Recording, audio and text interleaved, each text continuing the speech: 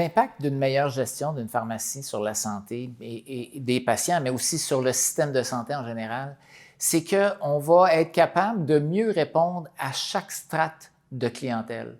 Si on est vraiment concentré et qu'on a bien identifié nos différents segments de clientèle, qu'on sait qu'on a plus d'hommes que de femmes ou l'inverse, etc., on va être capable de choisir les services qu'on va développer et de s'assurer que ces services-là vont être aussi adéquats pour la clientèle qu'adéquats pour la rentabilité de l'entreprise. Mais ça va impliquer de faire des choix. Puis faire des choix, bien, ça veut dire renoncer à certaines choses. Mais à partir du moment où notre choix est clair, il y a une habileté qui est invisible, qui n'est même pas présente dans le milieu de la pharmacie, c'est de faire un plan d'affaires. On est tellement dans un modèle où on est réactif qu'on fait juste opérer. On ramasse les honoraires, on ramasse les opinions pharmaceutiques, on ramasse les sous parce qu'ils viennent.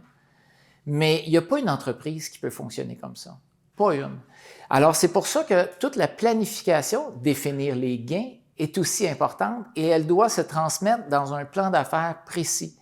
Mais quand on parle aux professionnels de la santé, ils connaissent l'expression « faire un plan d'affaires », mais ils n'en ont jamais fait. Donc, il faut les accompagner pour qu'on puisse mesurer au fur et à mesure l'impact de nos actions et qu'on soit bien centré, comme je l'ai dit, sur ce dans quoi on est bon, là où il y a du volume, puis là où il y a de l'intérêt. Ce qu'on est là, toute la clientèle qui n'entre pas dans ce cercle-là, ça ne veut pas dire qu'on ne la servira pas du tout. Mais ça veut peut-être dire qu'on va peut-être travailler avec justement notre collaborateur de l'autre côté de la rue pour dire, regarde, si toi tu fais ça, moi, la clientèle qui correspond à tes critères, je vais pouvoir te l'envoyer et tu vas pouvoir faire la même chose et on va croître ensemble. C'est un win-win-win-win de partout. Alors, et parce qu'on va mieux s'occuper d'une partie de la clientèle, ça va diminuer la pression sur le système de santé.